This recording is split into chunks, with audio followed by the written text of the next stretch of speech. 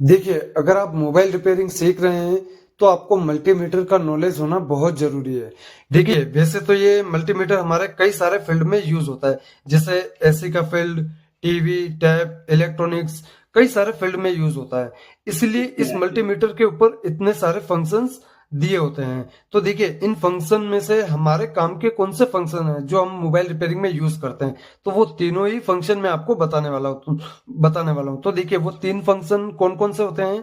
सबसे पहले DC voltage, उसके बाद रेजिस्टेंस मोड, उसके बाद डायोड मोड। ये तीन फंक्शन ही हमारे मोबाइल रिपेयरिंग के फील्ड में यूज होते हैं। ठीक है, तो सबसे पहले समझते हैं डीसी वोल्टेज को। तो देखिए, मैं एक बार इस मल्टीमीटर को, ये ऑफ है तो इसको डीसी वोल्टेज पे सेट कर लेता हूँ। तो देखिए, मैंने इसको डीसी वोल्टेज 20 पर सेट किया है। अब मैंने इसको डीसी वोल्टेज 20 पर क्यों सेट किया है, क्योंकि हमारे मोबाइल रिपेयरिंग में जितने भी वोल्टेजेस होते हैं वो 20 के अंदर अंदर ही सारे वोल्टेजेस चेक होते हैं।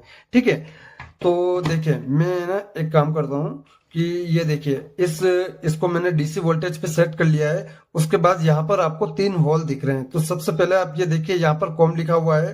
तो यहाँ पर ये कॉम लिखा हुआ है और यहाँ पर ग्राउंड का सिंबल दिया हुआ है। तो सबसे पहले आपको क्या करना है कि यहाँ पर आपको रेड ये ब्लैक प्रोब को लगा लेना है। ठीक है, उसके बाद यहाँ पर देखिए रेजिस्टेंस का मोड दिया हुआ है, तो इसको यहाँ पर आपको रेड प्रोब को लगा लेना है। ठीक है, अब ये केबल को आपको इस जगह सेट कर लेना है। केबल को इस जगह पर सेट करने के बाद और डीसी वोल्टेज मोड पर आपको सेट कर लेना है। ठीक है, अब देखिए, मैंने इसको यहाँ पे सेट किया है। अब हम इस बैटरी की वोल्टेज को चेक करते हैं। ठीक है, जैसे ये बैटरी है, ये बैटरी होती है 3.7 वोल्टेज की। ठीक है, तो देखिए, मैं आपको चेक करके बताता हूँ। मैंने इसको यहाँ पर लगाया, ये ब्लैक प्रोब को माइनस पे और इस रेड वाली को मैंने लगाया प्लस पे। तो यहाँ पर मल्टीमीटर पे क्या बता रहा है, देखिए 3.5 वोल्टेज बता रहा है। तो यानी कि ये जो बैटरी है ये काफी डिस्चार्ज बैटरी है, ये चार्ज नहीं है। क्योंकि जब बैटरी हमारी चार्ज होती है तो 3.7 से 4.2 के बीच में ये बैटरी शो करती है। ठीक है, तो ये होता है वोल्टेज चेक करने का। और आपको जितने भी वोल्टेज होते हैं, जैसे वीपीएच की लाइन, वीबेट की लाइन, 1.8 की लाइन, जितने भी वोल्टेज चेक होते हैं वो सारे इसी 20 वोल्टेज की रेंज में ही चेक होते हैं। ठीक है, तो उम्मीद करता हूं आपको ये डीसी वोल्टेज समझ में आया होगा। ठीक है, अब हम बात करते हैं रेजिस्टेंस मोड में। तो मैंने एक वीडियो बनाई थी जिसमें रेजिस्टेंस की मैंने वैल्यू बताई थी कि रेजिस्टेंस की जो वैल्यू होती है वो अलग अलग वैल्यू की होती है। तो जब आप रेजिस्टेंस आप चेक करते हैं, तो रेजिस्टेंस जब आप चेक करते हैं तो आपको इस मोड में चेक करना होता है। ठीक है, उसके बाद आप इस फंक्शंस में सिर्फ आप रेजिस्टेंस को ही चेक करेंगे। इसके अलावा आपको किसी भी चीज में कोई भी इस रेजिस्टेंस मोड में सिर्फ आपके रेजिस्टेंस ही चेक होते हैं। ठीक है, तो अब हमने कर लिया है, देखिए इसको डायोड रेंज पर, जिसको हम बीप रेंज भी बोलते हैं और कंटिन्यूटी रेंज भी बोलते हैं। ठीक है, अब इस रेंज में हम क्या क्या चेक करते हैं, जैसे मदरबोर्ड के अंदर कैपेसिटर खराब होते हैं तो उसको भी हम चेक करते हैं। ट्रैक अगर हमारा कोई खराब हो गया है तो उसको भी हम चेक करते हैं।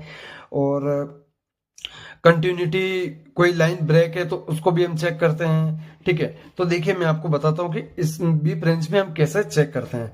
जैसे ये हमारा ये ब्लैक वायर है। ठीक है, अगर कई बार क्या होता है कि जैसे ये हमारा ब्लैक वायर है। ठीक है, अब ये वायर है, अब हमको ये चेक करना है कि ये वायर बीच में से खराब तो नहीं है या टूटा हुआ तो नहीं है। तो इसको हम देखिए, एक पिन यहाँ पर लगाएंगे और एक पिन यहाँ पर लगाएंगे और आप देखिए मल्टीमीटर में क्या शो कर रहा है। ये देखिए, बीप की आवाज आ रही है, आप सुन सकते हैं बीप की आवाज आ रही है और यहाँ पर रीडिंग शो कर रहा है 00। इसका मतलब ये है कि ये जो हमारा वायर है वो कंप्लीटली सही है। तो देखिए, इस वीडियो से आपको क्या समझ में आया कि डायोड मोड में हम स्पीकर को चेक कर सकते हैं, रिंगर को चेक कर सकते हैं, माइक को चेक कर सकते हैं, कैपेसिटर को चेक कर सकते हैं और कंटिन्यूटी भी चेक कर सकते हैं कि कोई हमारा ट्रैक खराब है या नहीं है। और रेजिस्टेंस मोड में सिर्फ हम रेजिस्टेंस को चेक कर सकते हैं और डीसी 20 वोल्टेज में हम सिर्फ और सिर्फ वोल्टेज को चेक कर सकते हैं। तो ये तीनों फंक्शंस आपको अच्छे से समझ में आ गए होंगे। ठीक है, अब देखिए, मैं आपको बताता हूँ कि कई बार क्या होता है कि लोग सोचते हैं कि हमारे पास कौन सा मल्टीमीटर होना चाहिए। तो देखिए, मैं आपको बताता हूँ, सबसे सस्ता मल्टीमीटर यही आता है।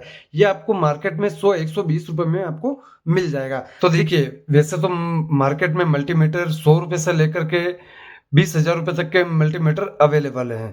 तो उन मल्टीमीटर में और इस मल्टीमीटर में क्या फर्क होता है, देखिए, ये 100-120 रुपए में मार्केट में आपको मिल जाएगा।